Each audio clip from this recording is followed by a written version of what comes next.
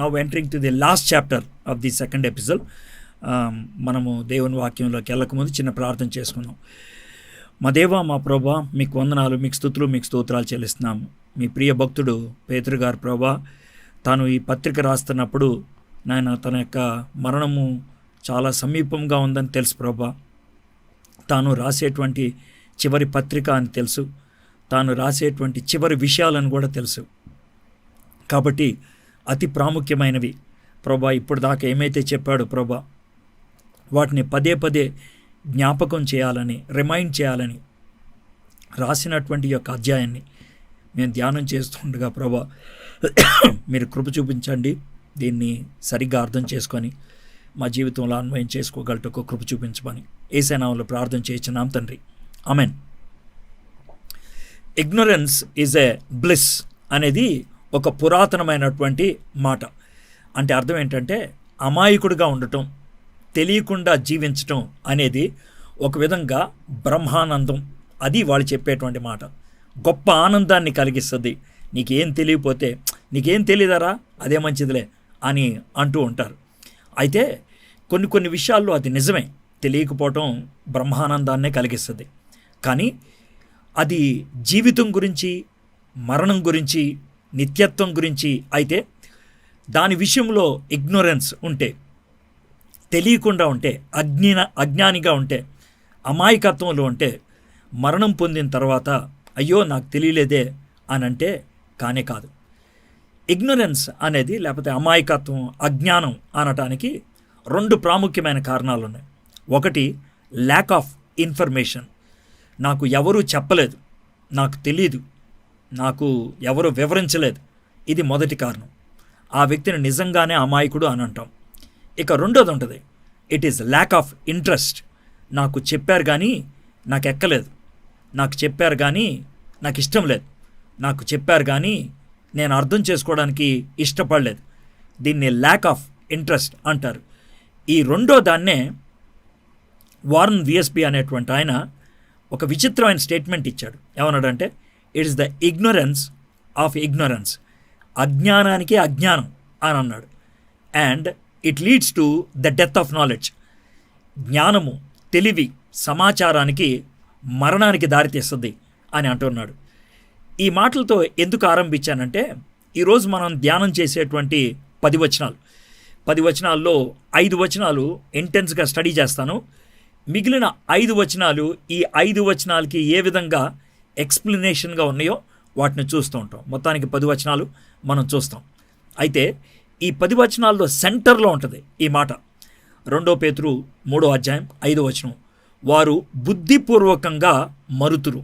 బుద్ధిపూర్వకంగా అంటే ఇంటెన్షనల్గా, కావాలని, జ్ఞాపకం ఉంచుకోకుండా ఉంటారు. మర్చిపోతే మంచిదిలే అని అనుకుంటూ ఉంటారు.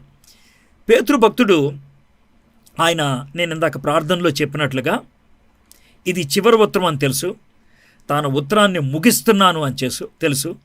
కాబట్టి ఇవి చివరి మాటలు. ఈ చివరి మాటలు జ్ఞాపకాలే ఎక్కువగా. ఆల్రెడీ చెప్పిన విషయాలనే ఒకసారి జ్ఞాపకం చేస్తూ ఉన్నాడు. యేసుక్రీస్తు ప్రభువారైతే ఆయన ఈ విధంగా అన్నాడు, నేను వెళ్ళిపోయిన తర్వాత పరిశుద్ధాత్ముడు వస్తాడు, నేను చెప్పిన విషయాలనే మీకు జ్ఞాపకం చేస్తాడు, మీకు అర్థమయ్యేటట్లు చేస్తాడు, మిమ్మల్ని సర్వసత్యంలోకి నడిపిస్తాడు. ఇది యేసు ప్రభువారు చెప్పింది. అయితే వీళ్ళు అలా చెప్పలేరు. కాబట్టి వీళ్ళు చేసేటువంటి పని ఏంటంటే, వీళ్ళు ఇప్పుడు దాకా చెప్పిన విషయాలనే మళ్ళీ ఒకసారి జ్ఞాపకం చేస్తున్నాడు. 7 అధ్యాయాల్లో ఆయన ఏం చెప్పాడో ప్రాముఖ్యమైన విషయాలు ఈ 8వ అధ్యాయంలో, అంటే మొదటి పత్రిక 5 అధ్యాయాలు, 2వ పత్రిక 3 అధ్యాయాలు, ఈ చివరి భాగంలో ఆయన జ్ఞాపకం చేయడానికి ప్రయత్నం చేస్తూ ఉన్నాడు. మీకు మొదటి పత్రిక పరిచయం చేసినప్పుడు, 2వ పత్రిక పరిచయం చేసినప్పుడు ఒక మాట చెప్పాను. ఏమనంటే, Peter is preparing the people to meet the lord. ప్రభువుని ఎదుర్కోవడానికి ప్రజల్ని సిద్ధపరుస్తున్నారు. ఆయన రాకడ కావచ్చు, మన పోకడ కావచ్చు. అయితే మనం చచ్చిపోవచ్చు, లేదా మనం బ్రతుకున్నప్పుడే యేసు ప్రభు యొక్క రాకడ జరగవచ్చు. ఈ రెండిటిలో ఏది జరిగినప్పటికీ కూడా, రెండిట్లో మనం దానికి సిద్ధంగా ఉండాలి అన్నట్లు చెప్తున్నాడు. ఈ పత్రికలు 2 కూడా ప్రాథమికంగా the epistles of encouragement, the epistles of hope, నిరీక్షణకు ప్రోత్సాహానికి దారితీసేటువంటి పత్రికలు. ఇందులో ఇప్పటికే మనం చూసినట్లుగా ఆయన అనుభవ జ్ఞానాన్ని బట్టి మనము దేవుని యొక్క శక్తిని ఏ విధంగా పొందగలుగుతామో, తద్వారా పాపంపై విజయాన్ని సాధించి పవిత్ర జీవితం జీవించటానికి ఆయన రాకడికి చాలా సంతోషంగా ఆయన ఇచ్చినటువంటి వాగ్దానాలను బట్టి ఎదురు చూడటానికి దోహదపడుతుంది అనేటువంటి విషయాల్ని ఇప్పటిదాకా చెప్పేశాడు.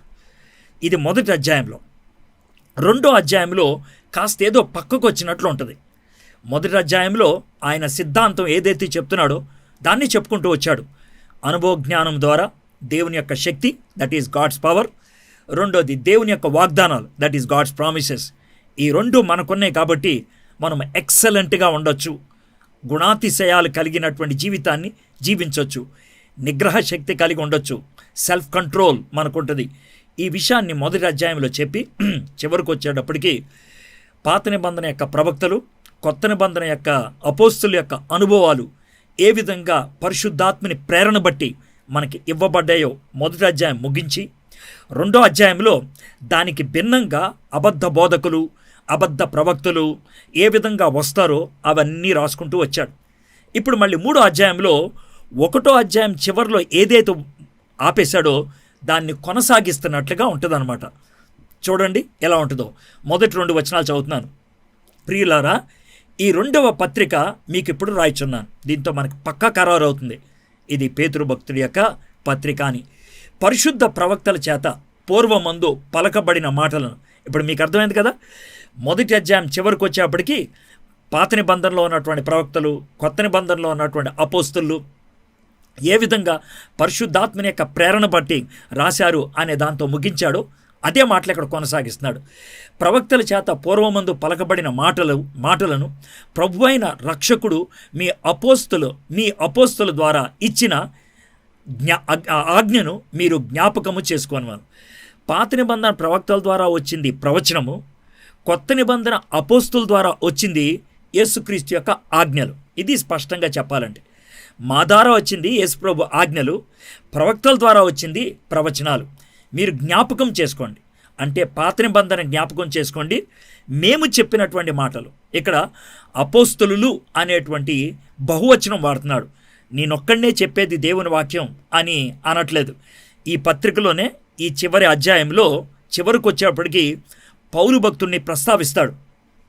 అంటే పౌలు భక్తుడు రాసినటువంటి లేఖనాలకి ఆయన అధికారికమైనటువంటి స్థానాన్ని కల్పించడం జరిగింది. యోధా పత్రికలో ఇందుట్లో ఉన్న విషయాలే అక్కడ కూడా ప్రస్తావించడంతో దానికి కూడా అధికారిక ప్రమాణం కలిగినట్లు అనిపిస్తుంది. అంటే పేతురు భక్తుడు ఇది రాసేటప్పటికే తాను ఒక విధమైనటువంటి ఆలోచనలోకి వచ్చాడు. అది ఆత్మ ప్రేరణ బట్టి జరుగుతూ ఉంటుంది. ఏ విధంగా పాత నిబంధన గ్రంథాలన్నీ కూడా ఒక చోట సంపుటిగా ఏర్పాటు చేసి క్యానన్ అంటారు. ఓల్డ్ టెస్టమెంట్ క్యానన్ అని అంటే కొలబద్ద. పాత నిబంధనలో ఉన్నటువంటి 39 పుస్తకాలు కొలబద్దగా ఉన్నది. దానికి ఏవి చేర్చడానికి వీల్లేదు, ఏది తీసేయడానికి వీల్లేదు. అది ఒక్కసారిగా జరగలేదు. మొదట మోషే గారు రాసినటువంటి 5 పుస్తకాల్ని వాళ్ళు ధర్మశాస్త్రము అన్నారు. దాన్నే యూదులు టోరా అంటారు. యెహోషువ ఉన్న టైంకే దాన్ని దేవుని వాక్యము అని సంబోధిస్తూ ఉండేవాళ్ళు. ఆ తర్వాత యెహోషువ, ఆ తర్వాత సమూయేలు, ఆ తర్వాత రాజులు, మిగిలిన వాళ్ళంతా వచ్చారు. చివరికి నెహెమ్యా, ఎజ్రా ఈ పుస్తకాలు దేవుని వాక్యము అని అనబడతాయని వాళ్ళు ఒక విధంగా క్యాననైజ్ చేసినట్లు జరిగింది. కాబట్టి మలాకీ గ్రంథం రాసేటప్పటికల్లా ఇది పాత నిబంధన పుస్తకాలు అని ఖరారైపోయింది. ఆ తర్వాత 400 సంవత్సరాలు నిశ్శబ్ద కాలం ఉన్నది. దాన్ని సైలెంట్ పీరియడ్ అంటారు. ఆ కాలంలో దేవుడు ప్రత్యేకమైనటువంటి దర్శనం సార్వత్రికమైనటువంటి సంఘానికి ఉపయోగపడేటట్లు ఏమీ మాట్లాడలేదు. అందుకనే వాటిని సైలెంట్ పీరియడ్ అంటారు. ఆ తర్వాత మలాకీ గ్రంథములో ఎదురుచూపు జరిగినట్లుగా ఆ బాప్తిస్మిచ్చి యోహాన్ రావటం, ఆయన యేసుప్రభు కోసం సిద్ధపడటం అనేది జరిగింది. యేసుప్రభుతో కొత్త నిబంధన ఆరంభమైంది. కాబట్టి ఈ కొత్త నిబంధనలో ఏ పుస్తకాలు ఉంటాయో పేతురుభక్తుడికి అలా తెలుసోలేదు, కానీ అవి మాత్రం దైవ ప్రేరణ బట్టి రాయబడ్డాయి. అవి పాత నిబంధనకి సమమైనటువంటిగా ఆయన చెప్పడానికి ప్రయత్నం చేశాడు. అయితే పాత నిబంధన ప్రవక్తల గురించి ఆయన, నేను ఇందాకే చెప్పినట్లుగా తాను రాసినటువంటి పత్రికల్లో 2 సార్లు ఆయన ప్రస్తావించాడు.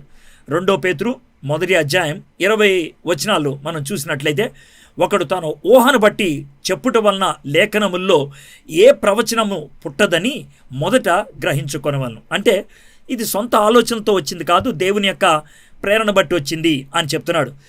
పేతురు రాసినటువంటి మొదటి పత్రిక మొదటి అధ్యాయం 11-12 వచనాల్లో, మీకు కలుగు ఈ కృపను గూర్చి ప్రవచించిన ప్రవక్తలు ఈ రక్షణ గూర్చి పరిశీలించుచు తమ యందున్న క్రీస్తు ఆత్మ క్రీస్తు విషయమైన శ్రమలను గూర్చి వాటి తర్వాత కలగబోవు మహిమలను గూర్చి ముందుగా సాక్ష్యం ఇచ్చినప్పుడు ఆ ఆత్మ ఏ కాలమును ఎట్టి కాలమును సూచించుచున్నవో దానిని విచారించి పరిశోధించిరి. పరలోకము నుండి పంపబడిన పరిశుద్ధాత్మ వలన మీకు సువార్త ప్రకటించిన ద్వారా మీకు ఇప్పుడు తెలవబడిన ఈ సంగతుల విషయమై తమ కొరకు కాదు కానీ మీ కొరకు తాము పరిచర్య చేసిరని సంగతి వారికి బయలుపరచబడెను. దేవదూతలు ఈ కార్యములు తొంగి చూడ గోర్చున్నారు. అంటే ప్రవక్తలు వాళ్ళు ప్రవచించినప్పుడు కొన్ని సందర్భాల్లో వాళ్ళకు కూడా తెలియదు, పరిశుద్ధాత్మని ప్రేరణ బట్టి వాళ్ళు చేశారు, అదంతా మీకోసమే చేశారు, యేసు ప్రభువులో నెరవేరటం బట్టి అది మీకు అర్థమవుతుంది అని చెప్తూ ఉన్నారు. అయితే నేను ఇందాక చెప్పినట్లుగా మొదటి ఈ యొక్క 3వ అధ్యాయం 2వ వచనంలో ప్రభు అయిన రక్షకుడు మీ అపోస్తుల ద్వారా ఇచ్చినటువంటి ఆజ్ఞను, ప్రభు అయిన రక్షకుడు మీ అపోస్తుల ద్వారా ఇచ్చినటువంటి ఆజ్ఞను ఈ యొక్క 2వ వచనంలో చూస్తాం. దీంతో మనకేమవుతుందంటే పాత నిబంధనలో ఉన్నటువంటి ప్రవక్తల్ని, కొత్త నిబంధనలో ఉన్నటువంటి అపోస్తుల్ని ఒక స్థాయికి తీసుకొచ్చేశాడు. ఇద్దరు కూడా ఒకే లెవెల్లో ఉన్నారు, ఒకే హోదాలో ఉన్నారు అనేటువంటి విషయాన్ని ఆయన ప్రస్తావిస్తున్నాడు. 2 పేతురు 1:21 అక్కడే మనం మొదటి అధ్యాయం ముగిస్తాం. ఎలా అనగా ప్రవచనము ఎప్పుడును మనుషుని ఇచ్చను బట్టి కలగలేదు కానీ మనుషులు పరిశుద్ధాత్మ వలన ప్రేరేపింపబడిన వారై దేవుని మూలముగా పలికిరి. మనుషులు అన్నప్పుడు 20వ వచనంలో ఆయన పాత నిబంధన ప్రవక్తల గురించి ప్రస్తావిస్తే 18వ వచనం దాకా కొత్త నిబంధనలో ఉన్నటువంటి అపోస్తుల యొక్క అనుభవాల గురించి ఆయన మాట్లాడుతున్నాడు. కాబట్టి కొత్త నిబంధనలో ఉన్నటువంటి అపోస్తలు వాళ్ళ యొక్క అనుభవాలు చెప్పిన, పాత నిబంధనలో ఉన్నటువంటి ప్రవక్తలు వాళ్ళు ఏం చెప్తున్నారో కూడా కొన్నిసార్లు అర్థం కాకపోయినా తెలియకపోయినా వాళ్ళు ప్రవచించినటువంటి ప్రవచనాలు, ఈ రెండు కూడా పరిశుద్ధాత్మని యొక్క ప్రేరణ బట్టి మనకి అందించబడ్డాయి. అది ఆయన చెప్తున్నటువంటి మాట. అయితే అపోస్తుల్ని పాత నిబంధన యొక్క ప్రవక్తలతో సమానంగా పెట్టినప్పుడు ఆయన యొక్క మెయిన్ లాజిక్ ఏంటో మీకు చెప్తాను. పాత నిబంధన ప్రవక్తలు ఏమైతే ప్రవచించారో వాటిలో మొదటి రాకడ విషయంలో యేసు ప్రభు గురించి చెప్పినవన్నీ కూడా నెరవేరిపోయినాయి. ఎక్కడ పుట్టాలి, ఎవరికి పుట్టాలి, ఎప్పుడు పుట్టాలి, ఎక్కడ పుట్టాలి, ఎలా చనిపోవాలి, ఎలాంటి పరిచర్య చేయాలి, ఎలా తిరిగి లేవాలి, ఇవన్నీ కూడా నెరవేరాయి, మీకు తెలిసినాయి. కాబట్టి పాత నిబంధన ప్రవక్తలు పరిశుద్ధాత్మని బట్టి ప్రేరేపణ బట్టి ప్రవచించారు, అవి యేసు ప్రభువులో నెరవేరాయి. ఇప్పుడు మేము అదే హోదాలో ఉండి అదే స్థాయిలో ఉండి యేసు ప్రభు యొక్క 2వ రాకడ గురించి చెప్తున్నాం. కాబట్టి పరిశుద్ధాత్ముడు మొదటి రాకడ గురించి ప్రవక్తల ద్వారా చెప్పినటువంటి మాట ఈ లోకంలో నెరవేరినట్లయితే మేం చెప్పిన మాటలు కూడా నెరవేరుతాయి. ఒక విధంగా చెప్పాలంటే తాను చెప్పేటువంటి ప్రవచనాలకి ఆథెంటిసిటీ కోసం ఆయన ఖరారు చేయడానికి, అఫర్మ్ చేయడానికి, ధృవీకరించడానికి, ఖచ్చితమని చెప్పడానికి పేతురు భక్తుడు ఈ పాత నిబంధనలో ఉన్నటువంటి విషయాలు చెప్తూ ఉన్నాడు. అయితే ఆయన ఏమంటున్నాడు తెలుసా? మళ్ళీ మీకు జ్ఞాపకం చేస్తున్నాను, ప్రాముఖ్యం కాబట్టి జ్ఞాపకం చేస్తున్నాను అని అంటున్నాడు. ఇది చివరికి వచ్చినప్పుడు ఆయన పలుకుతున్నటువంటి మాటలు. మీకు ఆ విషయం తెలుసా? బైబిల్లో క్రొత్తగా జన్మించటం అనే దాని గురించి కేవలం 9 సార్లు మాత్రమే రాయబడింది, 9 times. బాప్తిస్మము అనేటువంటి పదం 20 సార్లు మాత్రమే ఉన్నది, ఓన్లీ 20 times. అయితే 2వ రాకడ అనే అంశం గురించి 260 అధ్యాయాలు కలిగినటువంటి కొత్త నిబంధనలోనే 318 సార్లు ఉంది. పాత నిబంధనలో 1845 సార్లు రాయబడింది.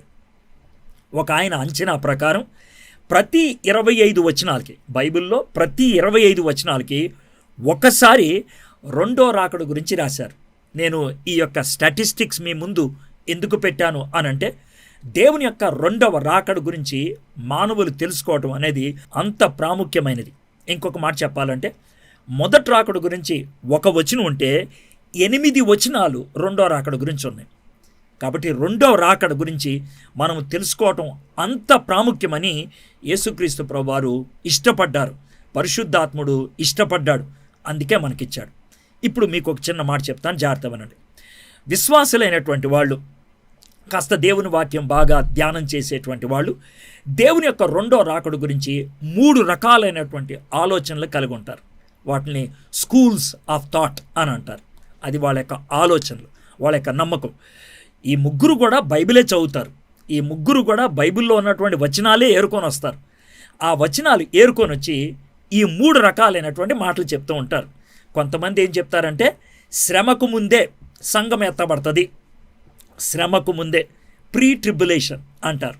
కొంతమంది అంటారు కాదు, శ్రమ ఆరంభమైన 3.5 సంవత్సరాలకి మధ్యలో మనం ఎత్తబడతాం, దాన్ని మిడ్ ట్రిబులేషన్ అంటారు. ఇక మూడో వాళ్ళు కాదు, ఈ శ్రమ అయిపోయిన తర్వాత అప్పుడు మనం ఎత్తబడతాం, ఇది పోస్ట్ ట్రిబులేషన్.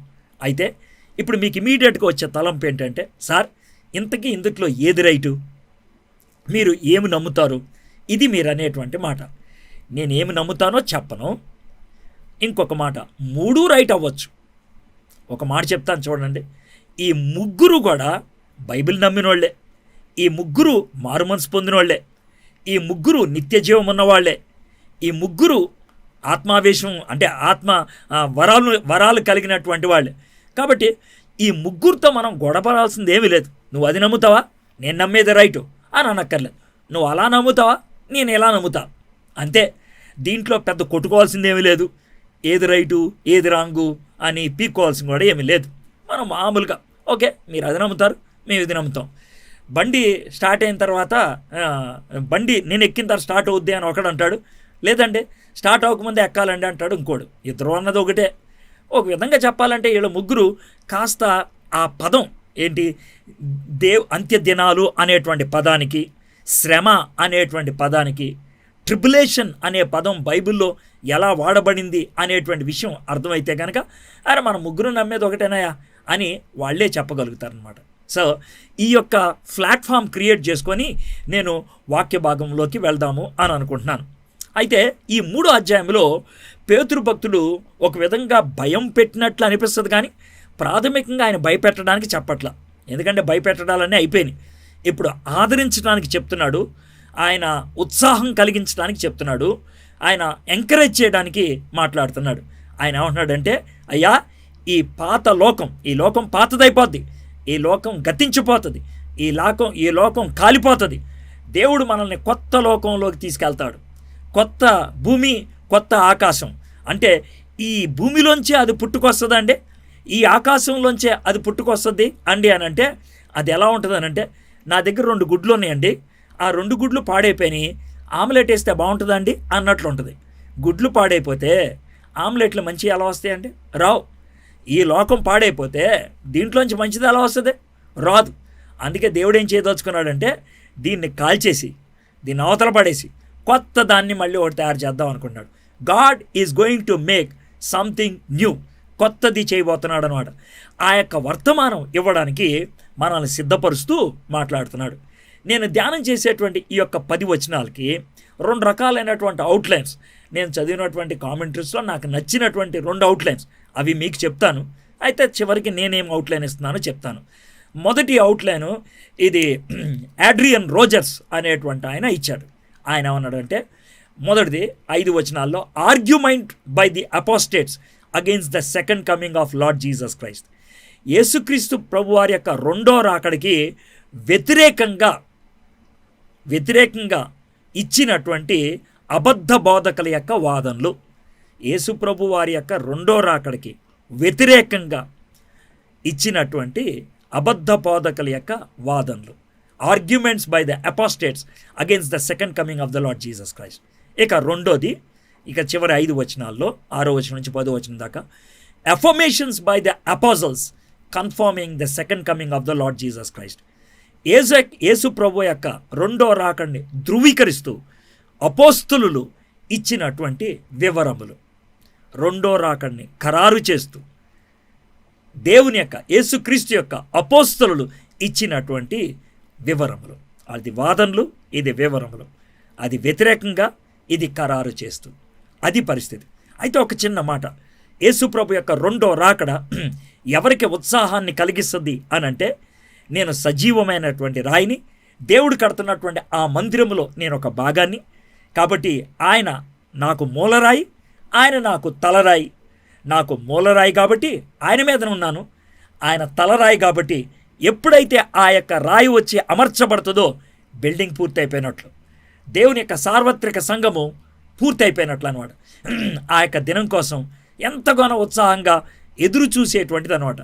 పెళ్ళి ముందు పెళ్ళి ఆ యొక్క గడియ కోసం పెళ్లి కుమారుడు పెళ్లి కుమార్తె ఏ విధంగా ఊరట పడుతూ ఉంటారో, ఉత్సాహపడుతూ ఉంటారో, అదే భావాన్ని కలిగించడానికని పెండ్లి కుమారుడు పెండ్లి కుమార్తెను కలవడానికి సమయం అనేటువంటి అలంకారాలు బైబిల్లో చాలా సందర్భాల్లో వాడినట్లు మనం చూస్తూ ఉంటాం. వారన్ విఎస్బి అనేటువంటి ఆయన ఈ 10 వచనాలకి ఆయన ఇచ్చినటువంటి titles, scoffing denials of the second coming, అంటే యేసుప్రభు యొక్క రెండో రాకడిని అపహాస్యంగా తృణీకరించడం. అర్థమైందా? రెండోది, scriptural declaration of his second coming, రెండో రాకడికి దేవుని వాక్యాల నుంచి ఆధారాలు. అది అపహాస్యం, ఇది ఆధారం. ఇది వారన్ విఎస్బి గారు ఇచ్చినటువంటి అవుట్లైన్లది. అయితే నేను ఈ 2 అవుట్లైన్స్ పెట్టుకున్నాను. మొదటి 5 వచనానికి ఆర్గ్యుమెంట్స్ ఆఫ్ ది అపోస్టేట్స్, అబద్ధ బోధకుల యొక్క వాదన. 6వ వచనం నుంచి 10వ వచనం దాకా అఫర్మేషన్స్ ఆఫ్ ది అపోజల్స్, అపోస్తుల యొక్క వివరములు. వీటిని మనం వివరంగా ధ్యానం చేసుకుంటూ వెళ్తాం. మొదటిది ఆర్గ్యుమెంట్స్ ఆఫ్ ది అపోస్టేట్స్, అబద్ధ బోధకుల యొక్క వాదన. 3వ వచనం నుంచి చదువుతున్నాను. అంత్యదినముల్లో అపహాసకులు అపహసించుచూ వచ్చి తమ స్వకీయ దురాశల చొప్పున నడుచుకొనుచు. దీన్నే ఒక విధంగా చెప్పాలంటే ఇమోషనల్ రియాక్షన్ అంటాను. 3 రియాక్షన్స్ గురించి చెప్తాను. 3వ వచనంలో ఇమోషనల్ రియాక్షన్, ఉద్రేకపూరితంగా దేవుణ్ణి తృణీకరించడం. 4వ వచనంలో ఇంటలెక్చువల్ రియాక్షన్, జ్ఞానయుక్తంగా అంటే బుద్ధి తెలివితేటలతో వాళ్ళు కాదు అని చెప్పడానికి ప్రయత్నించేయటం. ఇక 5వ వచనంలోకి వచ్చేప్పటికి విల్ఫుల్లీ వొలిషనల్ రియాక్షన్, అంటే బుద్ధిపూర్వకంగా అన్నీ తెలిసి గ్రహించి కూడా వాళ్ళు కాదని చెప్పటం. ఈ 3 వచనాల్ని ఆ 3 భాగాలుగా మనం ధ్యానం చేసుకుంటూ వెళ్తాం. సో 3 వచనాల్ని చాలా చక్కగా మనం వివరంగా చదువుకుందాం. 3వ వచనం, అంత్యదినములలో అపహాసకులు అపహసించుచూ వచ్చి తమ స్వకీయ దురాశల చొప్పున నడుచుకొనుచు. స్కాఫర్ చాలా లైట్గా, అంటే అపహాస్యం చేసేటువంటి వాడు యేసు ప్రభుని సరిగ్గా తీసుకోడు. దేవుని యొక్క రెండో రాకడిని చాలా లైట్గా తీసుకుంటాడు. జాగ్రత్త వినండి, ఈ మాట పేతురు భక్తుడు క్రీస్తు శకము 66-67లో రాస్తున్నాడు. ఇప్పుడు మనం క్రీస్తు శకము 2020లో ఉన్నాం. అంటే దగ్గర 1950 సంవత్సరాల క్రితం రాసినటువంటి మాట ఇప్పుడు ఎంత స్పష్టంగా అది నెరవేరుతుందో చూడండి. అప్పుడే రాశాడు, అంత్య దినాలలో ఈ విధంగా అపహాస్యం చేసేటువంటి వాళ్ళు వస్తారు. ఎందుకని అపహాస్యం చేస్తున్నారు? ఎవరు చేపిస్తున్నారు? ఎవరు చేస్తున్నారు?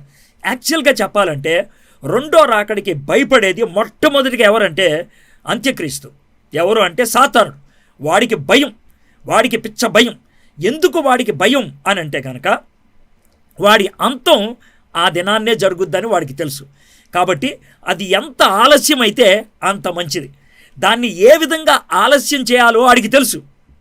అందుకనే వాడేం చేస్తాడంటే వాడి దగ్గరున్న ఆయుధాలన్నీ ఉపయోగించి మనము యేసుప్రభు యొక్క రెండో రాకడిని అపహాస్యం చేసేటట్లు చేస్తూ ఉంటాడు. యేసుప్రభు యొక్క రెండో రాకడు గురించి అసలు ఎవరు మాట్లాడతారు? సంఘములో ఉన్న వాళ్ళు మాట్లాడతారు, సంఘానికి వచ్చే వాళ్ళు మాట్లాడతారు, క్రైస్తవ కూడికలకు వచ్చే వాళ్ళకి మాట్లాడతారు. కాబట్టి వాళ్ళు అపహసించేటట్లు చేస్తారు. ఇప్పుడు యేసుప్రభు యొక్క రెండో రాకడు గురించి యేసుప్రభు యొక్క మొదటి రాకడిని నమ్మని వాళ్ళకి ఎలా తెలుసుద్ది? నాస్తికులకి తెలియదు, లేకపోతే హిందువులకి తెలియదు, జైన మతస్థులకి తెలియదు, బౌద్ధ మతస్థులకి తెలియదు. వాళ్ళకి ఏమన్నా తెలిసినా అది చెప్పుకుంటారా క్రైస్తవులు అని అంటారు. కానీ వాళ్ళకి విషయాలు ఏమీ తెలీదు. పూర్తిగా కొద్దో గొప్ప తెలిసింది ఎవరికంటే క్రైస్తవులే. అయితే ఆ క్రైస్తవులు అపహాస్యం చేసేటట్లు చూస్తూ ఉంటారు. ఎందుకు ఆ విధంగా చేస్తాడు సాతానుడు అంటే 2 కారణాలు. ఒకటి, టు సూద్ హిజ్ ఫీలింగ్, అంటే తనలో కాస్త ధైర్యం రావడానికి, వీళ్ళు ఇంకా అలా ఉన్నారు కదా, రాకడప్పుడే రాదులే అని సాతానుడు కాస్త తృప్తి పొందడానికి. రెండోది, to slip people away from faith.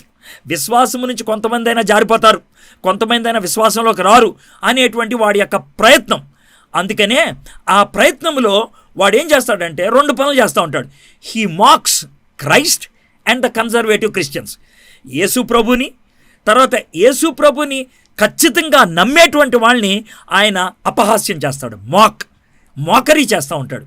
రెండోది, మిస్లీడ్ ద కన్ఫ్యూజ్డ్ క్రిస్టియన్స్. ఎవరైతే క్రైస్తవులు ఉన్నారో వాళ్ళని తప్పుడు దోవ పడుతూ ఉంటాడు. అంటే యేసు ప్రభువుని కూడా ఆయన మాక్ చేశాడండి, చేశాడాయన. యేసు ప్రభుని ఆయన చేశాడు. యేసు ప్రభుని ఆ విధంగా మాక్ చేసేవాళ్ళుగా కొంతమందిని రెచ్చగొట్టాడు కూడా. మార్కు సువార్త 5వ అధ్యాయం 40వ వచనం, అందుకు వారు ఆయనను అపహసించిరి. ఈ యొక్క యోధా మత నాయకుల్లో చేరి సాతానుడు యేసుప్రభుని అపహసించేటట్లు చేశారు. యేసుప్రభుని శిలువ మీద చంపేస్తూ ఉన్నప్పుడు లూకాసు వార్త 22వ అధ్యాయం 63వ వచనం, యేసును పట్టుకొనిన మనుషులు ఆయనను అపహసించి కొట్టి ఆయన ముఖమును కప్పి అపహసించారు. సో వాళ్ళు మాక్ చేశారు ఆ విధంగా. అయితే చాలామంది ఆయన్ని మాక్ చేయడానికి ఇష్టపడతారు. అయితే ఆ విధంగా మాక్ చేయటం బట్టి ఏం జరుగుద్దంటే ప్రజలు పరిశుద్ధ జీవితాన్ని జీవించరు, పాపంలో కొనసాగుతూ ఉంటారు. పరిశుద్ధులు దేవుని యొక్క 2వ రాకడకి సిద్ధపడరు, వాళ్ళు నిర్లిప్తంగా ఉంటారు. పరిశుద్ధులు స్వార్థ బోధించరు, వాళ్ళు నిద్రపోతూ ఉంటారు. ఇది వాళ్ళు చేసేటువంటి పని అన్నమాట. ఇలాగ అందరూ విసిగిస్తూ ఉంటే ఇక పరిశుద్ధులు చేసేటువంటి విసిగిస్తున్నారా, నేను ఇంకా 2వ రాకడ గురించి చెప్పను, నేను సువార్త బోధించను, ఇది అనేది. కానీ ఒక మాట చెప్పాలి మీకు, ఈ వచనం మీరు ఎప్పుడైనా చదివేరలేదు కానీ భయం వేస్తుంది చదివితే. ఎలాగనంటే సామెతలు 1వ అధ్యాయం 24 నుంచి ఒక 2-3 వచనాలు చదువుతాను, వినండి. నేను పిలువగా మీరు వినకపోతిరి, నా చెయ్యి చాపగా ఎవరినూ లక్ష్యకు పెట్టకపోయిరి, నేను చెప్పిన బోధ ఏమియూ మీరు వినక త్రోసివేసిదిరి, నేను గద్దెంపగా లోబడకపోతిరి, కాబట్టి మీకు అపాయము కలిగినప్పుడు, జాగ్రత్త వినండి, మీకు అపాయము కలిగినప్పుడు నేను నవ్వెదను, మీకు భయము వచ్చినప్పుడు నేను అపహాస్యము చేసేదను. భయము మీ మీదకి తుఫాను వలె వచ్చినప్పుడు, సుడిగాలి వచ్చినట్లు మీకు అపాయము కలిగినప్పుడు, మీకు కష్టమును దుఃఖమును ప్రాప్తించినప్పుడు నేను అపహాస్యము చేసేదను. ఇవి బైబిల్లో మాటలేనండి అని మీకు అనుమానం వస్తుందేమో, వచ్చింది నాకు తెలుసు, అవి బైబిల్లో మాటలే. దేవుణ్ణి 2 విపరీతమైనటువంటి కోణాల్లో ప్రదర్శించడానికి ప్రయత్నం చేస్తారు. కొంతమంది దేవుణ్ణి అంతా కృపే అని అనుకొని వదిలేస్తారు. కొంతమంది దేవుణ్ణి అంతా కోపమే అని అనుకుంటారు. ఆయన కేవలం కోపం కలిగిన వాడు కాదు, కృప కలిగిన వాడు కూడా. ఆయన కేవలం కృప కలిగిన వాడే కాదు, కోపం కలిగిన వాడు కూడా. ఆ 2 మన మీద చూపిస్తాడు. ఆయన కృప ఉంది కాబట్టి అవకాశం ఇస్తాడు, జార విడుచుకుంటే కోపం చూపిస్తాడు. ఆ కోపం మన మీదకు వచ్చే పరిస్థితి మనం తెచ్చుకోకూడదు. నేను చెప్పాను కదా, సాతానుడు కొంతమందిని రెచ్చగొట్టి యేసు ప్రభుని అపహాస్యం చేసేవాళ్ళగా చేస్తారని. ప్రపంచంలో బాగా పేరున్నటువంటి కొంతమంది ఏ విధంగా అపహాస్యం చేశారు, దానికి ఏమైందో చూద్దాం. మెర్లిన్ మోన్రాయ్ అనేటువంటి ఆమె చాలా అందగత్తి. అమెరికా రాష్ట్రపతులతో సహా ఈమెతో ఒక రాత్రి పడుకుంటే చాలు అని అనుకున్నారు, అంత అందంగా ఉండేదన్నమాట. ఒకసారి ఆమె ఒక సినిమా షూటింగ్ జరుగుతూ ఉన్నప్పుడు ప్రపంచ ప్రఖ్యాతిగాంచిన సువార్థికుడు బిల్లీ గ్రహాం గారు పరిశుద్ధాత్మని చేత ప్రేరేపింపబడిన వాడే ఆమె సినిమా షూటింగ్ జరిగే చోటికి వెళ్ళి, అమ్మా నన్ను దేవుడు మీతో ఒక చిన్న వాక్యం చెప్పమన్నాడు, నాకు కొంచెం టైం ఇస్తావా అని అంటే ఆవిడేమన్నది తెలుసా, I don't need your Jesus, మీ యేసయ్య నాకేం అవసరం లేదు పో అని అన్నది. ఈ మాట అన్న కరెక్ట్ వారం రోజులకి ఆమె తన బెడ్ మీదే అధిక స్లీపింగ్ పిల్స్ వేసుకొని చచ్చిపోయిందని ప్రపంచానికి చెప్పారు. అయితే ప్రపంచానికి తెలుసు ఆమె ఆ విధంగా స్లీపింగ్ పిల్స్ వేసుకోవడానికి కారణం ఏంటి తెలుసా, డిప్రెషన్, నిరాశకు గురైంది. ఆమె చనిపోతుందని దేవుడికి తెలుసు, అవకాశం ఇచ్చాడు, ఆమె తృణీకరించుకుంది. ఇప్పుడు నరకములో ఉన్నటువంటి మెర్లిన్ మోన్రాయ్ నాకెందుకు అవకాశం ఇవ్వలేదు, నాకెందుకు చెప్పలేదు అని అనగలదా? అనలేదు. ఎవరికి ఎంత అవకాశం ఇవ్వాలో అంత ఇస్తాడు దేవుడు. నీకు కూడా అంతే. ఒకవేళ ఈ మాటలు వింటున్నావేమో, ఇప్పటికీ ఇంకా మారు మనసు పొందలేదేమో, కొంచెం జాగ్రత్తగా ప్రిపేర్ అవ్వే. ఈరోజు నేను చివరిలో కాల్ ఇస్తాను. ఇప్పటిదాకా మీరు మారు మనసు పొందకపోతే మీరు సిద్ధపరచుకోండి. ఈరోజు ప్రభువుని సొంత రక్షకుడిగా అంగీకరించడానికి మీరు సిద్ధపడాలి. రెండో వ్యక్తి ఎవరంటే థామస్ ఆండ్రూస్. ఈయన ఎవరంటే టైటానిక్ అనే పడవను నిర్మించినటువంటి వాడు. ఆయన ఏమన్నాడు తెలుసా? ఆ పడవ రిలీజ్ అవుతున్నటువంటి టైంలో ఇంటర్వ్యూలో, even God cannot sink it, దేవుడికి కూడా దీన్ని ముంచటం వశం కాదు అని అన్నాడు. తొలి ప్రయాణంలోనే ఆరంభమైన 4వ రోజే, 4 రోజులకు ఎంటర్ అవ్వలేదు, అప్పుడే అది ఐస్బర్గ్ని గుద్దుకొని కూలిపోయింది, చచ్చిపోయారు కూడా. అపహాస్యం చేస్తే ఇదే జరుగుద్ది. జాన్ లినాన్ అనేటువంటి ఆయన బీటిల్స్ అనేటువంటి ఆ యొక్క పాప్ మ్యూజిక్ గుంపులో, ఆ రాక్ మ్యూజిక్ గుంపులో ఒక వ్యక్తిగా ఉంటూ ఉన్నాడు. ఆయన చాలా ఉన్నతమైన హోదాలో ఉన్నప్పుడు, అంటే బాగా పాపులారిటీ ఉన్నప్పుడు, ఆయన ఒక ఇంటర్వ్యూ చేస్తున్నప్పుడు న్యూస్ పేపర్ వాడు ఆయన ఇచ్చినటువంటి జవాబు, Christianity will end, I do not have to argue about that. క్రైస్తవత్వం అంతమందుద్ది, దాని గురించి నేను పెద్దగా వాదించాల్సిన అవసరం లేదు. Today we're more famous than Jesus. మేము యేసు ప్రభు కంటే చాలా పలుకుబడి కలిగిన వాళ్ళం, బాగా ప్రాబల్యంలో ఉన్నవాళ్ళు. ఆ మాట అన్నాడు. ఆ మాట అన్నటువంటి కొన్ని దినాలకి he was shot 6 times in his head and he died a horrible death. 6 సార్లు తన బుర్రలో బుల్లెట్లు ఎవరో వేస్తే ఆయన చచ్చిపోయాడు. ఆయన అర్థమైందా? ఎంత భయంకరం ఆలోచించాను. ఇది ఇంకా విచిత్రంగా ఉంటుంది. టెంక్రెడో నెవెస్, ఈయన బ్రెజిలియన్, ఈయన బ్రెజిల్ ప్రెసిడెంట్గా పోటీ చేసి ఆయన ఈ మాట అన్నాడు, ఇఫ్ ఐ గెట్ 500,000 ఓట్స్, అంటే భారత లెక్కల్లో 5 లక్షలు, if I get 500,000 votes, not even God could remove me from the presidency of Brazil. బ్రెజిల్కి ప్రెసిడెంట్గా ఉండనివ్వకుండా దేవుడికి కూడా చేయటం సాధ్యం కాదన్నాడు. ఆయనకి 5 లక్షల ఓట్లు వచ్చాయి, ఆయన గెలిచాడు. కానీ మీకు విషయం తెలుసా? ఆయన బ్రెజిల్కి ప్రెసిడెంట్ అవ్వలేదు. ఎందుకు సార్ అని అంటే, ఆయన గెలిచి ప్రెసిడెంట్గా ఆయన పదవీ బాధ్యతలు తీసుకునే లోపల ఆయన సిక్కై చచ్చిపోయాడు. గుర్తుపెట్టుకోండి, ఇమోషనల్ రియాక్షన్ చేయడానికి ప్రయత్నం చేయొద్దు. ఎప్పుడొస్తాడులే హాహాహా అలాంటి మాటలు అనొద్దు. వీళ్ళు అనటానికి ప్రయత్నం చేస్తారు అంత్య దినాల్లో అని. భారతదేశంలో తెలుగు వాళ్ళ మధ్యన ఒక సినిమా తీశారు యేసు ప్రభు యొక్క రెండో రాకడ గురించి. కేవలం దాన్నే ప్రాథమికంగా పెట్టుకొని వాళ్ళు తీశారు. అపహాస్యం చేస్తూ తీయటానికి వాళ్ళు ప్రయత్నం చేశారు. దేవుడే వాళ్ళ గురించి ఆలోచిస్తాడు. అయితే వాళ్ళ మీద దేవుని ఉగ్రత పడకుండా దేవుడిని వాళ్ళు నిజమైన రక్షకుడిగా అంగీకరించాలని మనం ప్రార్థన చేయాలి. సో మొదటిది ఎమోషనల్ రియాక్షన్.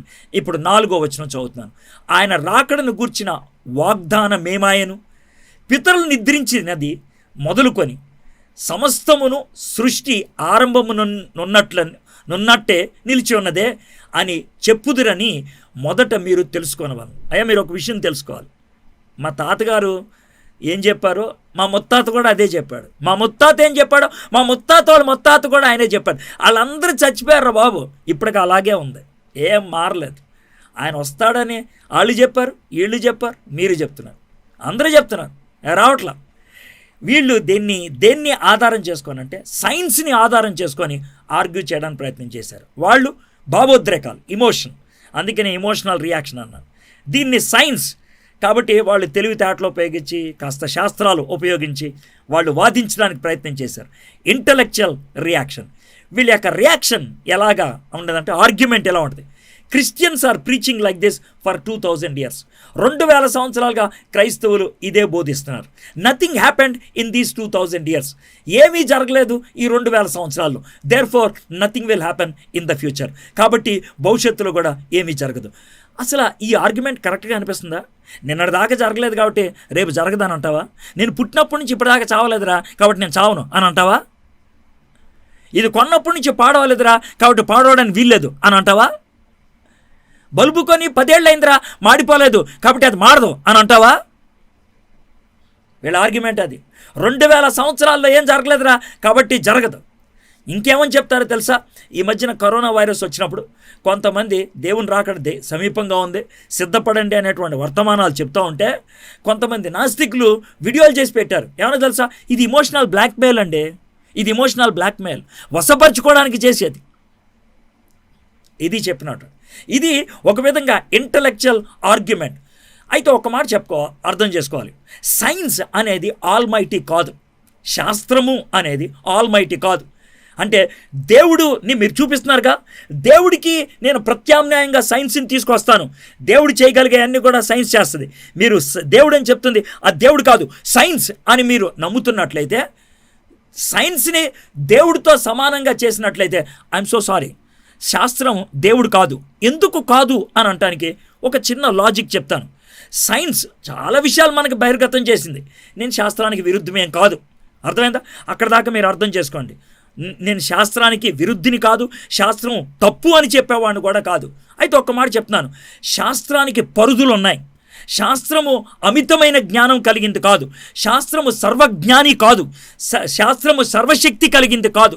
ఎందుకు అని అంటున్నా అంటే, ఒక్క ప్రశ్నకు శాస్త్రము తిన్నగా జవాబు చెప్పగలుగుతుందా? అయ్యా, ఈ భూమికి కానీ మానవ జీవితానికి కానీ ఈ యొక్క ప్రపంచానికి కానీ ఆరంభం ఏంటో సైంటిఫిక్గా నువ్వు చెప్పగలవా, శాస్త్రీయంగా చెప్పగలవా అంటే రెండు జవాబులు ఈ యొక్క ఆరిజిన్ గురించి మనం చెప్పగలుగుతాం. విశ్వం ఎలా ఆరంభమైంది, విశ్వం ఎలా వచ్చింది అంటే రెండు కారణాలు చెప్పగలుగుతాం. ఒకటి, దాని అంతటా పుట్టుకొచ్చింది, దాన్నే ఎవల్యూషన్ అన్నారు. లేదు, ఎవడో ఒకడు సృష్టించాడు, దాన్ని క్రియేషన్ అన్నారు. ఈ రెండు కూడా శాస్త్రం ప్రూవ్ చేయగలదా? రెండు ప్రూవ్ చేయలేదు.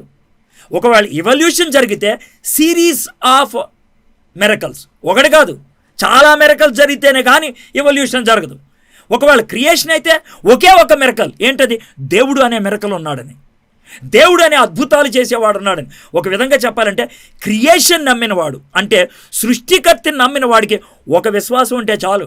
కానీ పరిణామ సిద్ధాంతాన్ని నమ్మేవాడికి చాలా విశ్వాసాలు కావాలి. ఏ విశ్వాసాలు కావాలి? 4 చెప్తాను చూడండి. 4. ఈ 4కి వాళ్ళు జవాబులు చెప్పాలి. ఒకటి, కాస్మాలజీ అని అంటే సృష్టి శాస్త్రం, అంటే ఈ ప్రపంచం యొక్క ఆరంభాల గురించి మాట్లాడేవాళ్ళు. వాళ్ళు అడిగేటువంటి ప్రశ్న ఏంటంటే, ఈ విశ్వం రావడానికి మొదటి కారకం ఏంటి? What is the first cause? ఈ ఫస్ట్ కాజ్ గురించి చెప్పడం మొదలు పెట్టారనుకోండి, అది అద్భుతం కాకుండా ఉండలేదు. బిగ్ బ్యాంగ్ అంటావా, అది అద్భుతం. దానంతరం అదే పుట్టిందంటావా, అది అద్భుతం. It is unscientific. ఎలా జరిగింది? హేతువు లేకుండా ఎలా జరిగింది? కారకం లేకుండా ఎలా జరిగింది? కాస్మాలజీకి నువ్వు జవాబు ఇవ్వలేవు. సరే, రెండోది బయాలజీ, జీవశాస్త్రానికి ఒక ప్రశ్న. అసలు మొదట జీవం ఎలా వచ్చిందిరా? నువ్వు జవాబు చెప్పడం మొదలు పెట్టావు అనుకో, ఇదంతా పదార్థాలన్నీ కలిస్తే ఒక జీవం వచ్చిందంటే, పదార్థాల్లో జీవం ఉందా?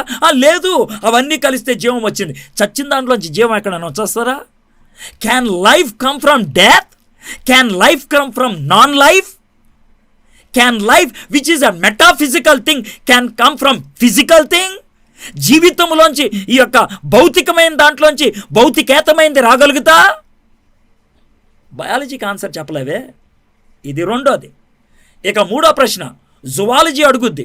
మరి నువ్వు చెప్పిన దాన్ని బట్టి ముందు ఏకకణాలు ఉన్నాయని, అమీబా లాంటిది, ఆ తర్వాత నెమ్మదిగా పెరిగిందని. అయితే నా శాస్త్రం ఏం చెప్తుందంటే, చిన్న దాంట్లోంచి పెద్దది రాదు కానీ పెద్ద దాంట్లోంచి చిన్నది వస్తుంది ఉందే. ఎందుకనంటే నువ్వు ఎంతైతే ఇస్తావో అంతే బయటకు వస్తుంది. నీకు ముడి పదార్థంలో ఏదుందో అదే ప్రోడక్ట్లో వస్తుంది. మరేమో ఇక్కడ లేనిది అక్కడ వచ్చింది అంటున్నావు. ఎలాగా? జువాలజీ అడిగేటువంటి ప్రశ్నకి జవాబులు లేవు. పేలియంటాలజీ అడుగుతుంది కూడా అదే ప్రశ్నలు, దానికి జవాబులు లేవు. You don't have an answer. జంతు శాస్త్రం అడిగిన ప్రశ్నకి ఇది మూడోది. మొదటిది కాస్మాలజీ అడిగింది, జవాబు లేదు, ఫస్ట్ కాజ్ ఏంటని. బయాలజీ అడిగింది, ఫస్ట్ లైఫ్ ఎక్కడి నుంచి వచ్చిందని, జవాబు లేదు. జువాలజీ అడిగింది, ఈ జంతువుల యొక్క వ్యత్యాసాలు ఎలా వచ్చినాయిరా, దానికి జవాబు లేదు.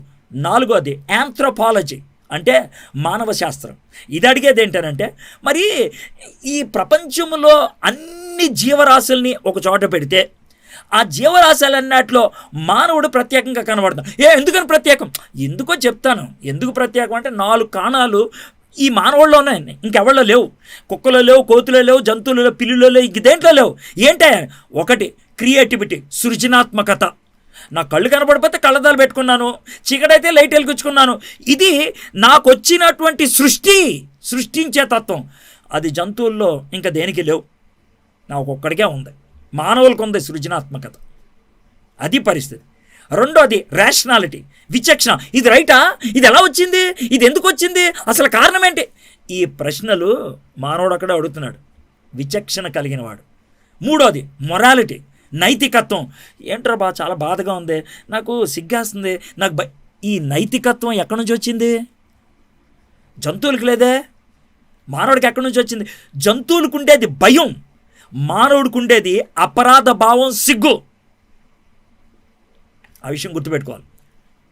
మా ఇంట్లో కుక్క ఉంది, మా ఇంట్లోకి మీరు వచ్చారు, కుక్క గరిచింది, ఎవరిని దెబ్బలాడతావు? కుక్క మీద దెబ్బలాడతావా? బుద్ధి ఉందా లేదా? కుక్కను కట్టేయలేవా అని నన్ను అడుగుతావు. మా ఇంట్లో కుక్క ఉంది, నేనున్నాను, మీరు మా ఇంటికి వచ్చారు, నేనే మిమ్మల్ని కరిశాను, కుక్కను అప్పుడు కోర్టుకి తీసుకెళ్తావా? కుక్క గరిచినా నేను గరిచినా నన్నే లాగుతారు. ఎందుకంటే నాకు జవాబుదారీ ఉంది, జంతువులకు లేదు. ఇది మూడోది. నాలుగోది, ఈ మూడు పని చేయడానికి నాకు స్వేచ్ఛ ఉంది. స్వేచ్ఛ గురించి మనం మొన్న ఆలోచించాం, ఫ్రీడమ్, ఇది నాకుంది. ఈ నాలుగు మానవులకు ఒక్కళ్ళకే ఉన్నది. ఈ నాలుగిటికి జవాబు ఇవ్వలేనటువంటి పరిస్థితి మనకే కనబడుతూ ఉన్నది. కాబట్టి ఈ నాలుగిటికి జవాబు ఇవ్వాలంటే ఖచ్చితంగా ఒక విషయం చెప్పాల్సిందే, ఈ నాలుగిటి వెనకాల ఈ నాలుగు ఉన్నటువంటి సృష్టికర్త ఉన్నాడు. My creator is creative, so I'm creative. My creator is rational, so I'm rational. My creator is moral, అందుకనే నాకు మొరాలిటీ ఉంది. My creator is free will person, so నాకు అందుకనే ఫ్రీ విల్ ఇచ్చాడు. ఎంత బ్యూటిఫుల్గా ఉందండి. Science is not absolute, it can only tell what is possible.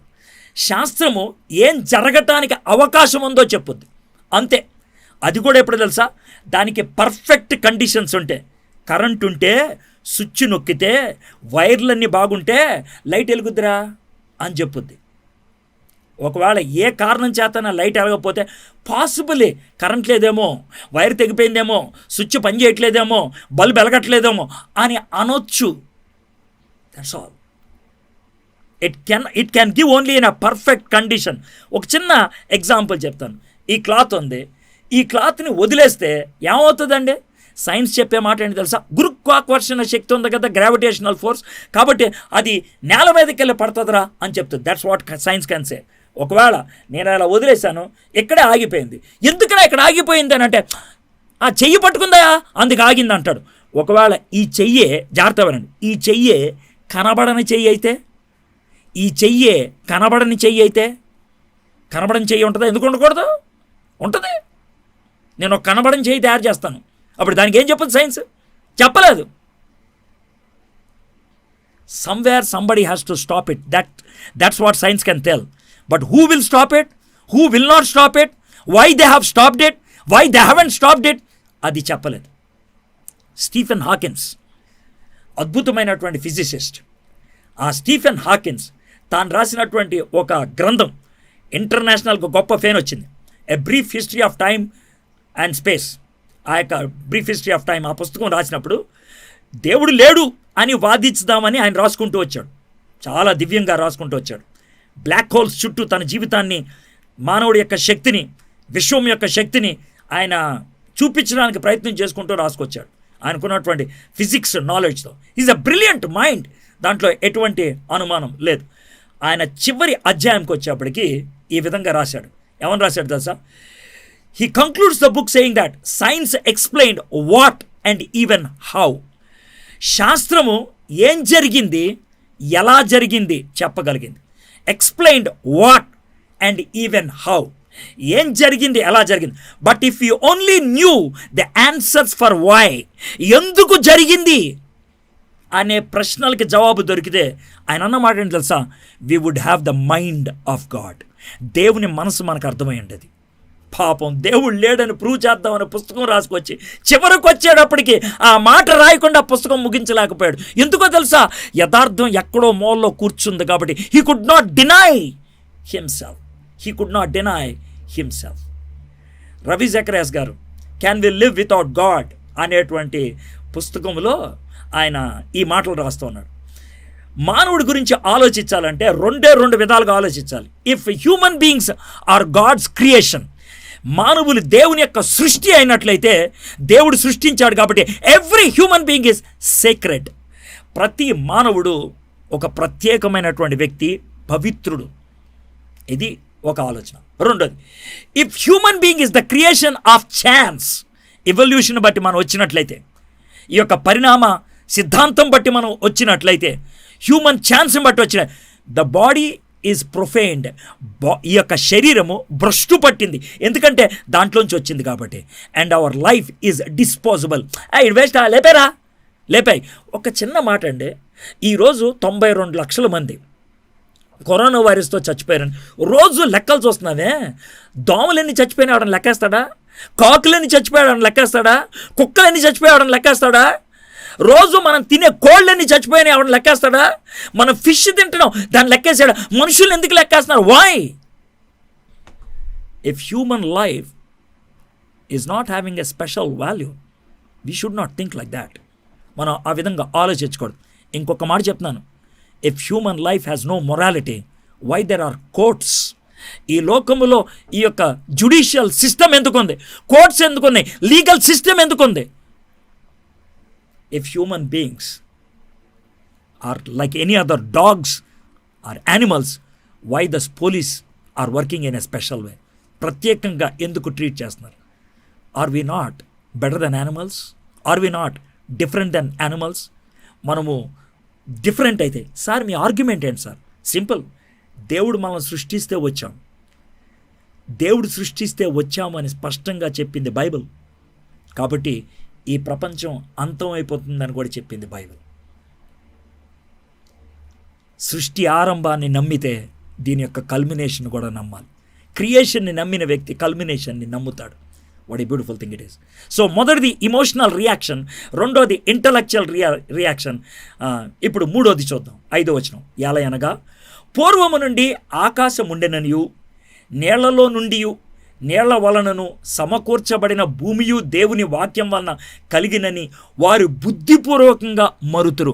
అంటే ఎక్కడో అర్థమవుతుంది, స్టీఫెన్ హాకింగ్ లాగా ఎక్కడో అర్థమవుతుంది, వాళ్ళకి ఎక్కడో తగిలింది, కానీ వాళ్ళు బుద్ధిపూర్వకంగా వదిలేస్తున్నారు. They have denied intentionally. నోవహు యొక్క ఈ యొక్క జలప్రలయం గురించి ఎన్ని రకాలైనటువంటి శాస్త్రీయమైనటువంటి రుజువులు ఇచ్చారు. అవి ఆంథ్రోపాలజిస్ట్ ఇచ్చారు, ఆర్కియాలజిస్ట్ ఇచ్చారు. ఈ యొక్క రుజువులు అన్నిటికంటే ముఖ్యంగా మన ఎర్త్లో ఉన్నటువంటి ఆ యొక్క టిల్ట్ ఉన్నదే 23 డిగ్రీల టిల్ట్. ఆ టిల్ట్ చెప్తుంది ప్రపంచం అంతటా కూడా వచ్చినటువంటి జలప్రలయం బట్టి ఆ యొక్క టిల్ట్ ఏర్పడింది అని చాలా స్పష్టంగా అర్థమవుతుంది.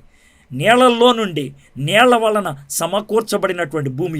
ఇక్కడ భూమి అన్నప్పుడు కేవలం అర్త్ గురించి మాట్లాడుతున్నాడు. దేవుడు నీళ్లలోంచి ఆ అర్త్ని తీసుకొచ్చాడు, అది ఆయన చెప్తుంది. జలప్రలయంలోంచి తీసుకొచ్చినటువంటి ఈ యొక్క భూమిని ఆ జలప్రలయంలోనే ముంచి పడేశాడు ఆయన. ఎంత బ్యూటిఫుల్గా ఎక్స్ప్లెయిన్ చేస్తున్నాడో చూడండి. అయితే ఈ యొక్క సార్వత్రికమైనటువంటి ఈ యొక్క జలప్రలయం గురించి నవ్వేవాళ్ళు చాలామంది ఉన్నారు, ఏడిపించేవాళ్ళు చాలామంది ఉన్నారు, విల్ఫుల్గా రిజెక్ట్ చేసేవాళ్ళు చాలా ఉన్నారు. బర్ట్రాండ్ రసల్ అనేటువంటి ఒక నాస్తికుడిని ఒక న్యూస్ పేపర్ ఆయన ఇంటర్వ్యూ చేస్తూ అన్నాడంట, పొరపాటున మీరు చచ్చిపోయిన తర్వాత యేసుప్రభు కనబడితే ఏమడుగుతారండి ఆయన అంటే, ఆయన ఏమన్నాడు తెలుసా?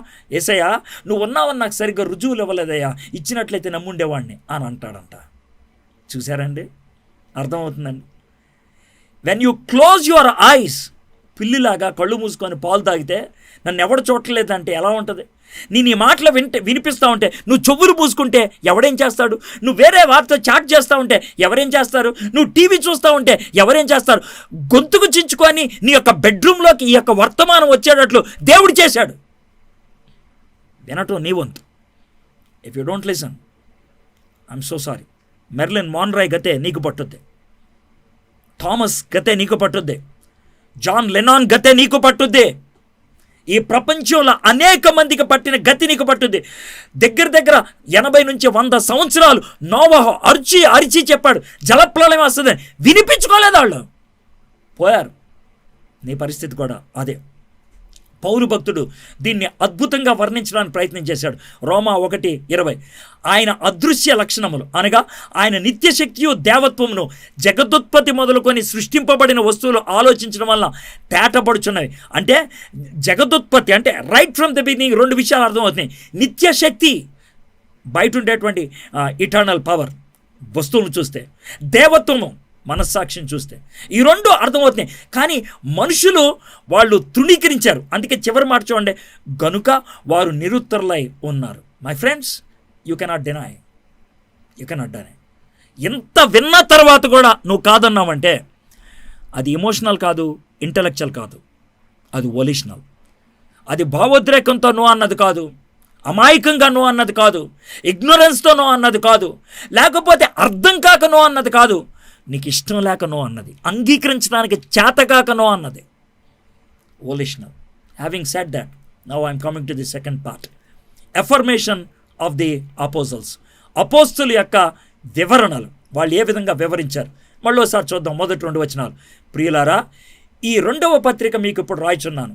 పరిశుద్ధ ప్రవక్తల చేత పూర్వమందు పలకబడిన మాటలను ప్రభువైన రక్షకుడు మీ అపోస్తుల ద్వారా ఇచ్చిన ఆజ్ఞను మీరు జ్ఞాపకము చేసుకోవాలని అను విషయమును మీకు జ్ఞాపకము చేసి నిర్మలమైన మీ మనస్సులను రేపుచున్నాను. నిర్మలమైన మీ మనసును. ఇందులో పేతురు భక్తుడు ఏమేమి చెప్తున్నాడో చూద్దాం. They are actually reminders of Peter. మీరు జ్ఞాపకము చేసుకోని వాళ్ళనే విషయమును మీకు జ్ఞాపకం చేసుకోండి. ఈ విషయాన్ని మీకెందుకు జ్ఞాపకం చేస్తున్నాను తెలుసా? అది ఎప్పుడు జ్ఞాపకం ఉంచుకోవాలని. ఎంత బ్యూటిఫుల్గా ఉందో చూడండి. Peter is appealing to their mind. మీ మనస్సులను రేపుచున్నాను. What is reminding? ఆయన ఏమి రిమైండ్ చేస్తున్నారు? పరిశుద్ధ ప్రవక్తల చేత పూర్వమందు పలకబడిన మాటలను. రెండోది, ప్రభు అయిన రక్షకుడు మీ అపోస్తుల ద్వారా ఇచ్చిన ఆజ్ఞలను, అవి నేను జ్ఞాపకం చేస్తున్నాను. ఆ ప్రాఫెసీస్ ఏంటి? ఆ కమాండ్మెంట్స్ ఏంటి? 4వ వచనం, ఆయన రాకడు గురించిన వాగ్దానము ఏమాయను? ఇదండి మొదటి విషయం. ఆయన రాకడు గురించి వాగ్దానం ఏమాయను? మొట్టమొదటిగా ఆయన జ్ఞాపకం ఉంచుకోమంటుంది ఏంటి తెలుసా? His promises. ఆయన వాగ్దానాలు మర్చిపోవద్దు. What happen to his promises? 9వ వచనం చూడండి. కొందరు ఆలస్యమని ఎంచుకొనున్నట్లు ప్రభు తన వాగ్దానమును గూర్చి ఆలస్యము చేయువాడు కాడు కానీ ఎవడును నశింపవాలని ఇచ్చయింపక అందరూ మారుమనసు పొందవాలని కోర్చు మీ ఎడల దీర్ఘశాంతము గలవాడై ఉన్నాడు. ఆయన వాగ్దానాలు నెరవేర్చకుండా వదిలేసేవాడు కాదు. 13వ వచనం, అయినను మనం ఆయన వాగ్దానములు బట్టి క్రొత్త ఆకాశముల కొరకును క్రొత్త భూమి కొరకును కనిపెట్టుచున్నాము, వాటి యందు నీతి నివసించును. This chapter is full of promises given by God. ఆయన వాగ్దానాలు మళ్ళీ మళ్ళీ జ్ఞాపకం చేస్తూ ఉన్నాడు. ఆయన రెండో రాకడ గురించి ఉన్నటువంటి వాగ్దానాలు మళ్ళీ మళ్ళీ జ్ఞాపకం చేస్తున్నారు. Remember the promises of Jesus Christ. ఆయన వాగ్దానాలు దాటిపోయేటువంటి వాడు కాదు. ఆయన వస్తానన్నాడు, ఖచ్చితంగా వస్తాడు. మాట తప్పేవాడు కాదు. ఆయన మనిషి కాదు అబద్ధం ఆడటానికి. ఆయన మనిషి కాదు మాటిచ్చి వెనక్కి వెళ్ళిపోవడానికి. He will come. అయితే నేను ఎందుకు డిలే చేస్తున్నాడు తెలుసా? నువ్వు మారు మనసు పొందాలని. ఈరోజు ఈ మాటలు నీకు ఎందుకు వినిపిస్తున్నాడు తెలుసా? నువ్వు మారు మనసు పొందాలని. అది ఆయన యొక్క కోరిక. ఇన్నిసార్లు చెప్పినా వినకపోతే హఠాత్తుగా తిరుగు లేకుండా నాశనం అవుతావు నువ్వు. దాంట్లో ఎటువంటి అనుమానం లేదు. You will be last for ever. అప్పుడు నువ్వు ఎవరి మీద దోషం పెట్టడానికి వీల్లేదు. ఇక రెండోది, remember the mighty power of Jesus Christ. యేసుక్రీస్తు యొక్క గొప్ప శక్తిని జ్ఞాపకం ఉంచుకో అంటున్నాడు. 5వ వచనం చదువుతున్నాను. ఏలయనగా పూర్వము నుండి ఆకాశం ఉండెననియు నీళ్ళల్లో నుండి నీళ్ల వలనను సమకూర్చబడిన భూమియు దేవుని వాక్యం వలన కలిగిననియు వారు బుద్ధిపూర్వకంగా మరుతురు. ఒక విషయం వాళ్ళు మర్చిపోతున్నారు. ఈ మాట, ఈ విశ్వాన్ని అంతటినే దేవుడు నోరు తెరిస్తే కలిగింది. దేవుడు నోరు తెరిస్తే కలిగింది. దేవుడు ఒక విధంగా చెప్పాలంటే శూన్యం నుంచి అంతా సృష్టించాడు. ఆ శూన్యంలోంచి నీళ్లు, నేలల్లోంచి భూమి బయటకు వచ్చింది. He created out of nothing ex nihilo, out of nothing.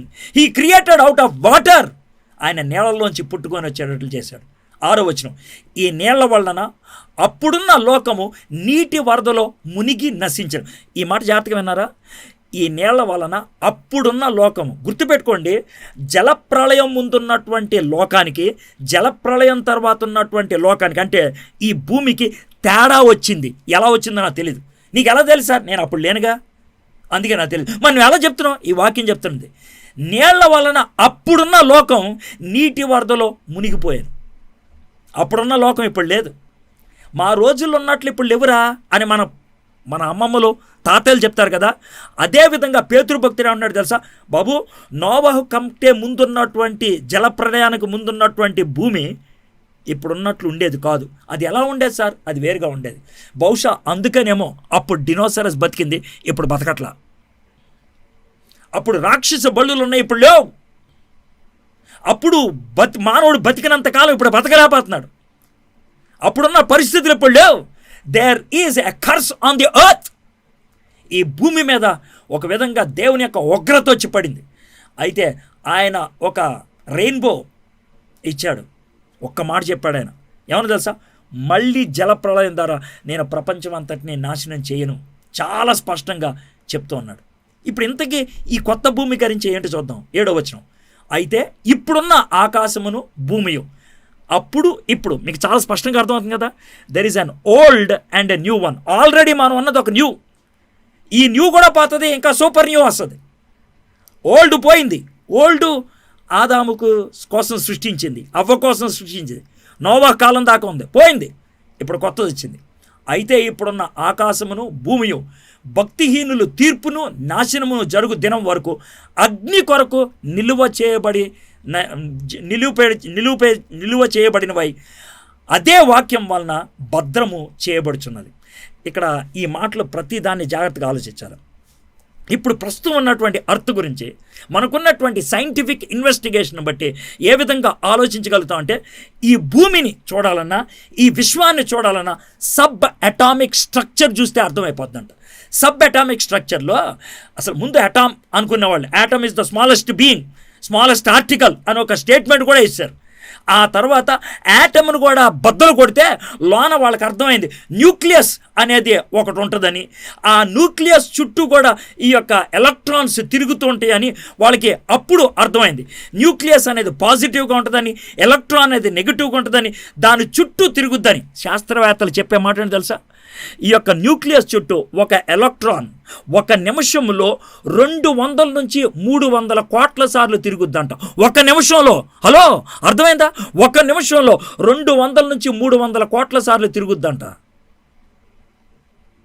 అసలు వింటేనే పిచ్చెక్కుద్ది. అది సబ్ అటామిక్ స్ట్రక్చర్. దాన్ని చూస్తే మనకి అర్థమవుతుంది.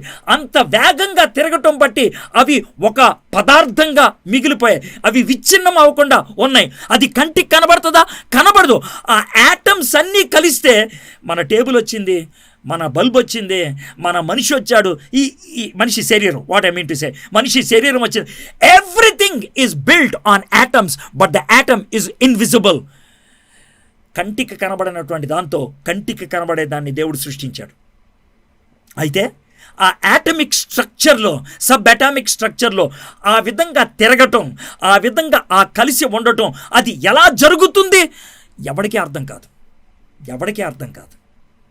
దాన్ని దేవుడు కలిసి ఉండేటట్లు చేశాడు. అందుకే ఈ మాట స్పష్టంగా రాశాడు, అదే వాక్యం వలన భద్రము చేయుచున్నాడు. అంటే ఈ లోకములో ఏ పదార్థమైన పదార్థంగా ఉండాలంటే, విచ్ఛిన్నం కాకుండా ఉండాలంటే దేవుడి ప్రమేయం లేకపోతే అది సాధ్యము కాదు. ఇంకో విచిత్రం ఏంటి తెలుసా, ఈ భూమి ఉన్నది కదా, భూమిని తవ్వుకుంటూ లోనకెళ్తే లోన భయంకరమైనటువంటి వేడి ఉంటుంది, లావా ఉంటుంది.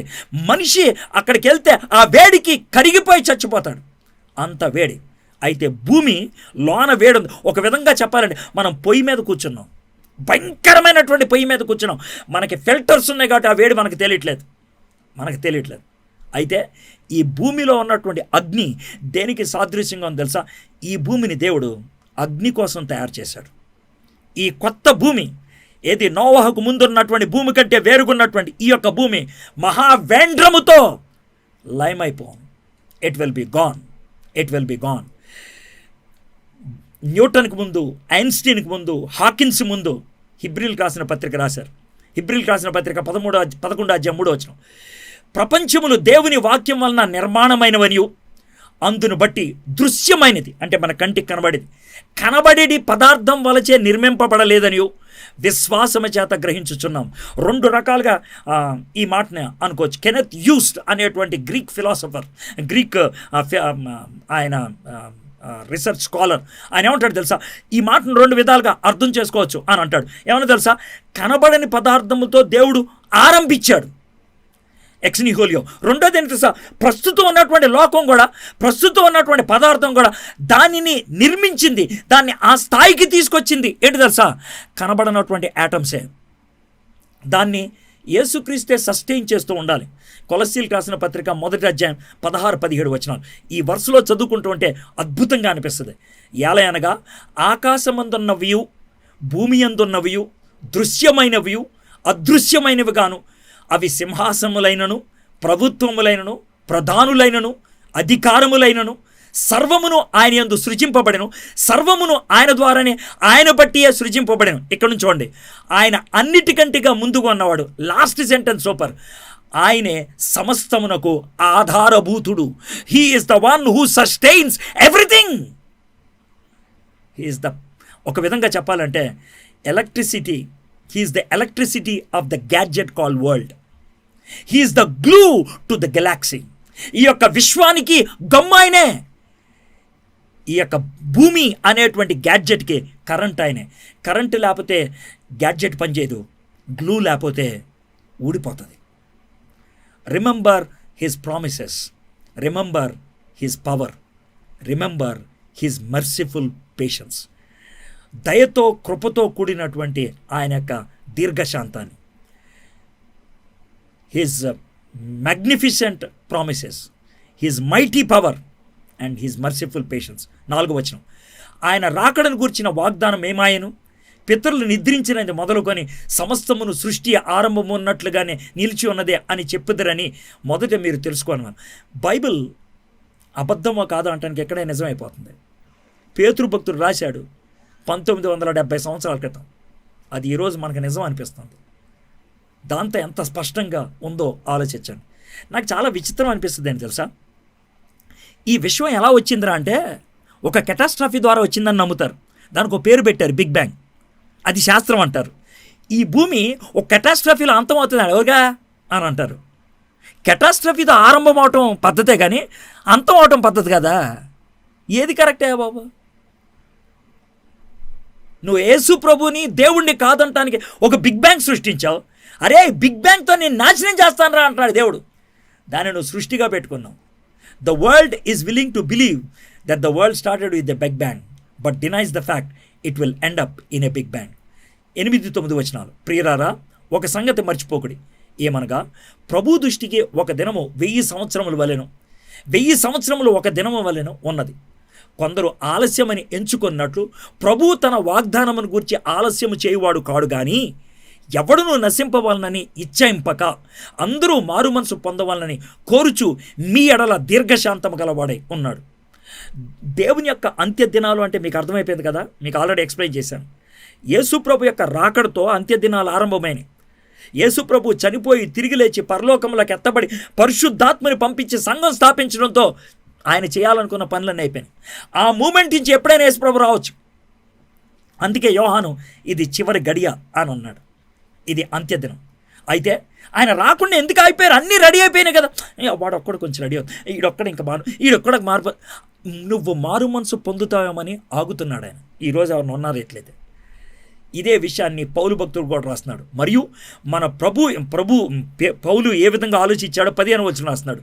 మరియు మన ప్రభు యొక్క దీర్ఘశాంతము రక్షణార్థమైనదని ఎంచుకునడి, అలాగూ మన ప్రియ సహోదరుడైన పౌలు కూడా తనకి అనుగ్రహింపబడిన జ్ఞానము చొప్పున మీకు వ్రాసి ఉన్నాడు. అయితే ఒక చిన్న మాట చెప్తున్నాను, ఈ మాట చెప్పి నేను ముగిస్తాను. నేను మారు మనసు పొందేదాకా ఆగుతాడా? పర్లేదు. అయితే మనం కొంచెం ఎంజాయ్మెంట్స్ ఉన్నాయి, కొంచెం లిటిగేషన్స్ ఉన్నాయి, కొంచెం అవి చేసుకోవాల్సినవన్నీ అన్నీ చేసుకుని నాకు వస్తానులే అని అంటావేమో అని జాగ్రత్తగానండి. ఆయన కృప గురించి ఆలోచించి ఆయన కోపం గురించి ఆలోచించకపోతే ఏమవుతుంది ఇప్పుడు అర్థమవుతుంది. 10వ వచనం చదివి నేను ముగిస్తాను. అయితే ప్రభు దినం దొంగ వచ్చినట్లు వచ్చును. ఆ దినమున ఆకాశములు మహాధ్వనితో గతించిపోవును, పంచభూతములు మిక్కుటమైన వేండ్రముతో లయమైపోవును, భూమియు దాని మీదున్న కృత్యములను కాలిపోవును. అది ఎప్పుడు వస్తుందో తెలియదు. అయితే ప్రభు దినం వచ్చును. అది చెప్పపెట్టకుండా వస్తుంది, దొంగలాగా వస్తుంది, అన్ఎక్స్పెక్టెడ్ టైంలో వస్తుంది. నువ్వు ఆదమర్చి ఉన్నప్పుడు రావచ్చు. మై ఫ్రెండ్స్, ఈ మాటలు ఈరోజు మీకు చెప్తున్నానంటే ఈరోజు వినేవాళ్ళు ఎవరైనా సరే, ఏ మాధ్యమం ద్వారా వింటున్నప్పుడు కూడా మీరు ఇప్పటికీ యేసు ప్రభుని సొంత రక్షకుడిగా అంగీకరించిన వాళ్ళైతే, నేను ఎమోషనల్ బ్లాక్మెయిల్ చేయట్లేదు, చాలా స్పష్టంగా చెప్తున్నాను, మళ్ళీ ఎలాంటి అవకాశం రాదేమో, మళ్ళీ ఇంకెలాంటి అవకాశం. కాబట్టి జారు విడుచుకోవద్దు. రేపు ఆలోచిద్దాం, ఇంకా 2 క్లాసులు ఉన్నాయి కదా, అప్పుడు ఆలోచిద్దాం. అప్పుడు దాకా నువ్వు ఉండొచ్చు, నువ్వు చచ్చిపోతావు అని నేను అంటలా. ఈ మూడ్ రాదేమో, ఈ యొక్క ఫీల్ రాదేమో, ఈ యొక్క ప్రిపరేషన్ నీకు ఉండదేమో. దేవుని ఆత్మ నీలో ప్రేరేపణ కలిగిస్తున్నప్పుడు, వాక్యము నీ బుర్రలో తిరుగుతున్నప్పుడు, హృదయము బుర్ర కలిసి పశ్చాత్తాపడితే ఎంత బాగుంటుంది. ఈరోజు పశ్చాత్తాపడటానికి ఇష్టపడుతున్నాం. తలంచండి, కళ్ళు మూసుకోండి, చిన్న ప్రార్థన చేసుకుందాం. ఒకసారి మీ జీవితాన్ని పరిశీలన చేసుకోండి.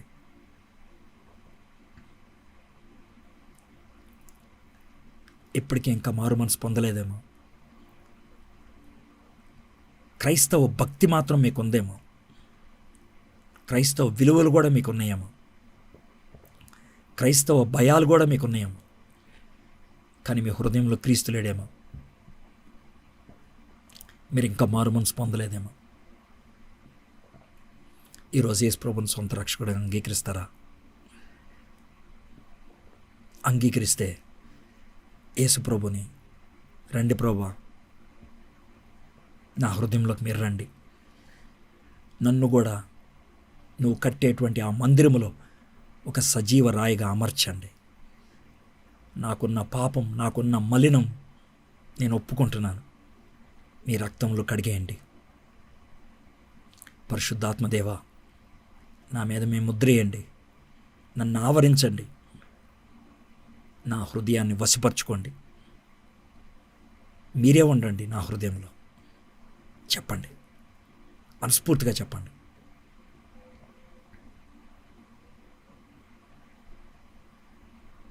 చిన్న ప్రార్థన నేను చెప్తాను. ఒకవేళ ప్రార్థన ఎలా చేయాలో తెలియని వాళ్ళు ఉంటే ఈ ప్రార్థన నా వెంట చెప్పండి. యేసయ్యా,